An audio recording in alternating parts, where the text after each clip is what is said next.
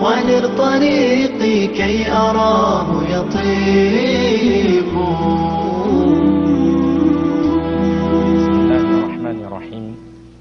الحمد لله رب العالمين، والصلاة والسلام على أشرف الأنبياء والمرسلين نبينا Muhammad wa ala alihi wa sahbihi ajma'in. Chers frères, chères sœurs, assalamu alaikum wa rahmatullahi wa barakatuh, et bienvenue à tous et à toutes dans la continuité de nos cours dans ce mois de Ramadan. Et nous nous sommes arrêtés sur les conditions de l'obligation du jeûne, les conditions qui rendent obligatoire à la personne de jeûner. Et ces conditions sont le fait d'être musulman, pubère, doué de raison, résident, être capable de jeûner. Être capable de jeûner, car la personne qui est malade ou qui est atteinte d'une vieillesse qui ne lui permet pas de jeûner, une personne malade d'une maladie incurable qui ne lui permet pas de jeûner est incapable de jeûner, ainsi qu'une personne qui est atteinte d'une vieillesse ne lui permettant pas de jeûner est incapable, dans l'incapacité de jeûner. Et aussi, il y a une incapacité religieuse, comme les menstrues chez les femmes. Les règles qui apparaissent chez les femmes et qui les rendent incapables de jeûner. Donc, la personne, elle doit être capable de jeûner. Et nous avions commencé au cours passé à expliquer les deux premières conditions qui sont la première, l'islam, le fait d'être musulman. Allah subhanahu wa ta'ala il dit وَمَنْ يَبْتَغِي غَيْرَ الْإِسْلَامِ دِينًا فَلَنْ يُقْبَلَ مِنْهُ وَهُوَ فِي الْآخِرَةِ مِنَ الْخَاسِرِينَ. Celui qui agrée une autre religion que l'islam, qui a été légiféré au prophète Mohammed alayhi salatu wassalam, il ne lui sera pas accepté et il sera dans l'au-delà parmi les perdants. Donc l'islam, c'est une condition d'acceptation de toutes les œuvres. Et parmi celles-ci, ce pilier de l'islam, le jeûne. Donc la première condition est l'islam. La deuxième condition est la puberté. Et si le jeune garçon ou la jeune fille deviennent pubères, eh bien, ils deviennent responsables et il leur est obligatoire de jeûner. Et nous avions cité les signes, les signes de la puberté chez le garçon et chez la fille. Le garçon et la fille sont associés dans 3 signes. Le premier de ces signes, c'est une éjaculation due à un rêve érotique ou au réveil, où la personne elle est éveillée, qui rend la personne, le garçon ou la fille pubère. Le deuxième, c'est la poussée de poils autour du pubis, que ce soit chez le garçon ou la fille, qui le rend pubère. Le troisième des signes où ils sont associés les garçons et les filles, c'est atteindre l'âge de 15 ans. Atteindre l'âge de 15 ans. Et il y a un quatrième signe qui est spécifique aux filles, et c'est l'apparition des menstrues, la perte de sang naturelle chez les filles. Et il suffit qu'un de ces signes apparaît pour que la personne, pour que le garçon ou la fille soit soit considéré comme pubère et le jeûne lui devient par cela obligatoire. Et si les répercussions de cela sur le jeûne, c'est si le garçon ou la fille est devenu pubère or qu'il jeûnait, il était en train de jeûner afin de s'habituer au jeûne par exemple. Puis il a vu un des signes pendant le jeûne qui le rend pubère. Eh bien, il a juste à continuer à jeûner. Et il n'aura rien d'autre à faire. Il n'a pas à rattraper ce jour car il n'était pas concerné au début de la journée par le jeûne, car il n'était pas pubère. Exemple, il est devenu pubère à l'heure du dhahr, pendant le jour du jeûne. Eh bien, il a juste à continuer à jeûner. Il n'a pas ce jour à rattraper.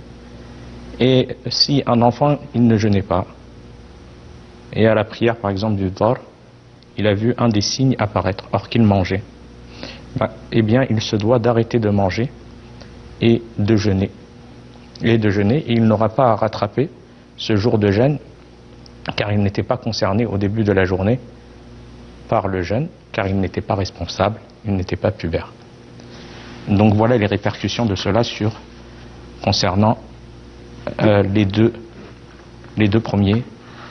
premières conditions.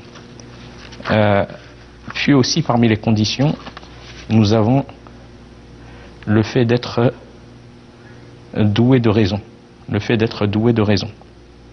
Car le prophète sallallahu alayhi wa sallam a dit dans un hadith rapporté par Ali radiyallahu anhu عن النبي صلى الله عليه وسلم قال رفع القلم عن ثلاثة عن النائم حتى يستيقظ وعن الصبي حتى يحتلم وعن المجنون حتى يعقل. Ali, qu'Allah l'agrée, relate que le prophète sallallahu alayhi wa sallam a dit: la plume est levée pour 3 personnes. Le dormeur jusqu'à ce qu'il se réveille, l'enfant jusqu'à ce qu'il devienne pubère, et la personne qui a perdu la raison, qui est devenue fou, par exemple, qui a été atteinte de folie, qu'Allah nous préserve, jusqu'à ce qu'il recouvre la raison. Donc celui qui a perdu la raison, il n'est ni concerné par le jeûne, ni concerné par la prière. Le jeûne ne lui est pas obligatoire, la prière ne lui est pas obligatoire. Comme le hadith le prouve. Car il n'est pas considéré comme responsable. Et de plus, il n'a pas la possibilité de mettre l'intention pour les adorations, que ce soit de jeûner ou de prier, car il a perdu la raison. Et le prophète alayhi salatu wa salam, il dit dans un hadith: innamal a'malu binniyat, que les actes ne valent que par leur intention. Et l'intention, c'est la volonté d'accomplir l'œuvre dans le but de satisfaire Allah subhanahu wa ta'ala et de rechercher la récompense la récompense d'Allah par cette œuvre. La récompense d'Allah par cette œuvre, et l'intention, sa place est dans le cœur et elle est aucunement prononcée par la langue. Donc la personne qui a perdu la raison, pour différentes raisons, elle n'a pas la capacité à pouvoir mettre une intention, et elle est considérée islamiquement comme étant non responsable, au même statut que la personne qui n'est pas pubère. Donc il ne lui est pas obligatoire de jeûner, et il ne lui est pas obligatoire de prier. Donc celui qui a perdu la raison, à l'exemple de la folie, yani une personne qui est devenue folle, qu'Allah nous en préserve, et cela de plusieurs raisons. Par exemple, une cause d'accident, un gros choc qui a été une cause de la perte de la raison, ou une vieillesse avancée qui a été la cause de la perte de la raison, ou comme des maladies, qu'Allah nous en préserve, comme la maladie d'Alzheimer, qui fait perdre à la personne la raison.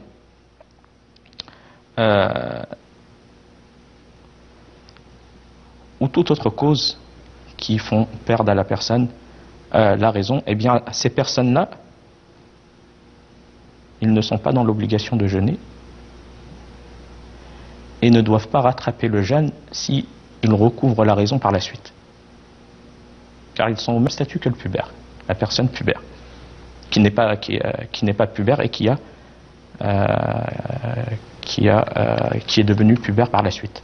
Elle ne doit pas rattraper les jours non jeûnés, car elle est considérée islamiquement comme non responsable. Le Cheikh Al-Uthaymin, rahmatullah alayh, il dit si la personne elle retrouve la raison, elle a la raison, elle est lucide un certain moment, par exemple certains jours, la raison lui revient, et bien à ce moment-là elle doit jeûner, et quand elle perd la raison, elle n'est plus considérée comme responsable, et donc le jeûne ne lui est pas obligatoire, tout comme la prière. Concernant la perte de, on a une deuxième catégorie qui est la perte de conscience, comme l'évanouissement.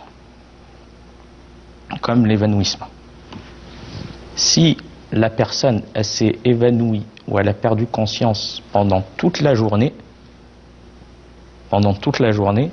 eh bien son jeûne n'est pas valable. Elle devra rattraper ce jour de jeûne. Par contre, si elle s'est évanouie à un moment de la journée, elle a perdu conscience à un moment de la journée, ça peut arriver chez certaines personnes par cause de maladie. Par exemple, elle a commencé à jeûner à partir de l'aube. Et après la prière du Dhuhr, elle s'est évanouie pendant 2 heures. À un moment de la journée, pendant 2 heures, par exemple. Eh bien, son jeûne est valable. Son jeûne est valable et elle n'a pas besoin de le rattraper. Donc, à partir du moment que l'évanouissement s'est produit à un moment seulement de la journée, pas toute la journée, à un moment de la journée, eh bien, le jeûne de la personne est valable et elle n'a pas à le rattraper. Par contre, si elle s'est évanouie toute la journée, elle devra rattraper son jour non jeûné. Ou si elle s'est évanouie pendant une longue période, comme une personne qui s'est évanouie pendant tout le mois de Ramadan, ou qu'Allah nous en préserve, ou une grande partie du mois de Ramadan, eh bien elle devra rattraper ses jours non jeûnés.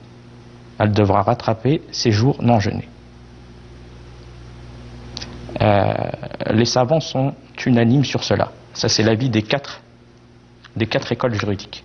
L'avis de l'école juridique de l'imam Malik, de l'imam Shafi'i, de l'imam Abu Hanifa et de l'imam Ahmed.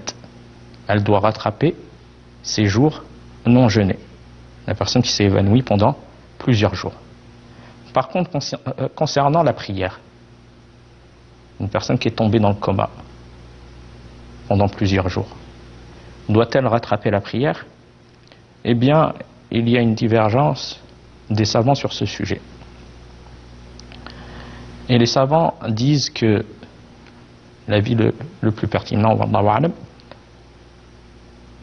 a'lam, que si la personne elle s'est évanouie d'une période de 3 jours ou moins de 3 jours, elle doit rattraper, elle a perdu conscience pendant 3 jours ou moins de 3 jours, elle doit rattraper ses prières non priées. Concernant le jeûne, elle doit le rattraper. Mais concernant la prière, si elle a perdu conscience pendant 3 jours ou moins de 3 jours, elle doit rattraper ses prières non priées.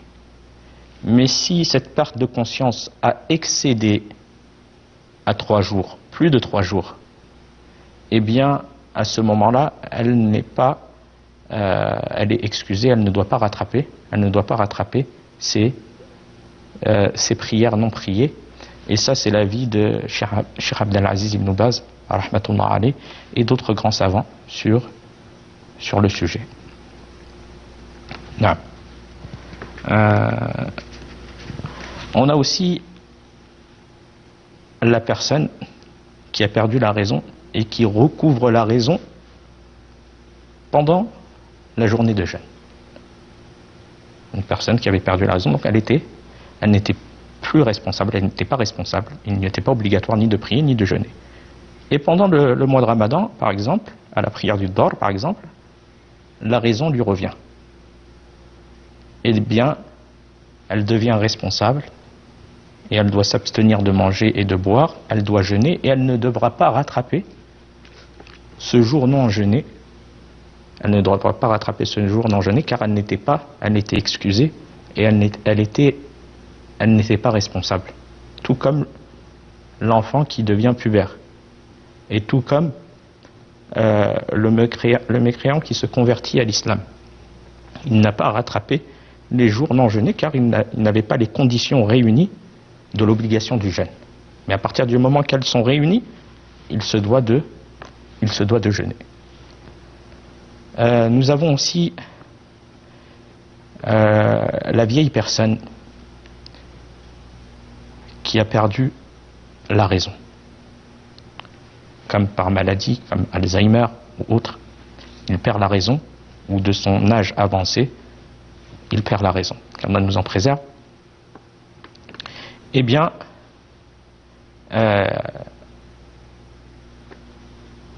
il est excusé.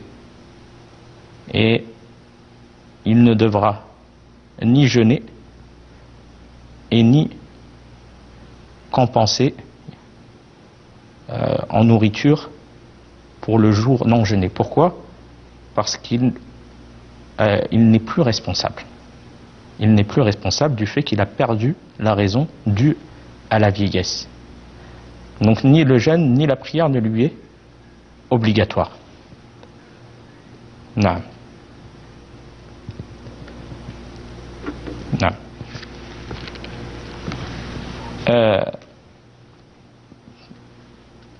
Celui qui est incapable de jeûner. Celui qui est incapable, car nous avons dit parmi les conditions du jeûne, le fait d'être capable. Et la personne qui est dans l'incapacité de jeûner. Par exemple, aussi le fait qu'elle a une maladie incurable.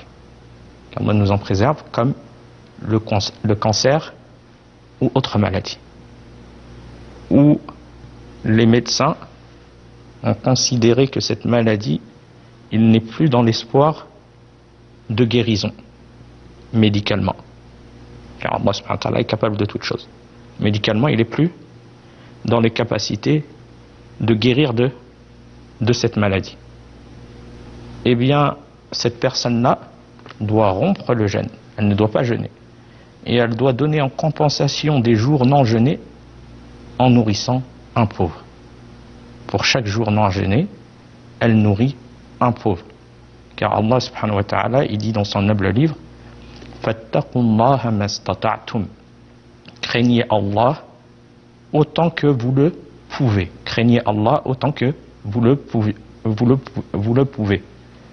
Et Allah subhanahu wa ta'ala, il dit dans un autre verset: La yukallifullahu nafsan illa wus'aha. Allah n'impose pas à une âme ce qu'elle ne peut pas supporter. Cette religion, c'est une religion de facilité. Cette religion, c'est Allah subhanahu wa ta'ala qui l'a légiférée. Et Allah subhanahu wa ta'ala, c'est lui, parmi ses noms, Al-Hakim, le sage par excellence. Donc tout est fait avec perfection. Ce qui prouve que cette religion, c'est la religion d'Allah subhanahu wa ta'ala. Tout est parfait. Et tout est facilité. Et Allah, il ne cherche pas une personne au-dessus de ses capacités, et cela fait partie de la grande sagesse d'Allah subhanahu wa ta'ala et de la facilité, de la miséricorde d'Allah envers les créatures. Concernant la compensation, elle ne doit pas, la personne, donner la compensation en nourriture avant le début de la cause de cette compensation qui est le jour non jeûné. Comment la personne la donne avant le ramadan la compensation en nourriture, or que le ramadan n'a pas commencé, ou les jours donnés n'ont pas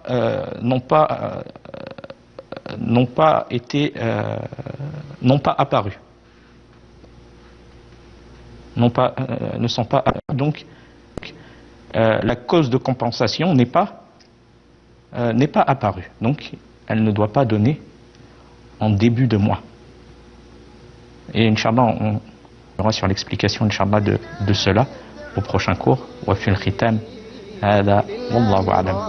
Wa sallallahu ala nabiyyina Muhammad wa salamu alaykum wa rahmatullahi wa barakatuh. أسعد قلوبا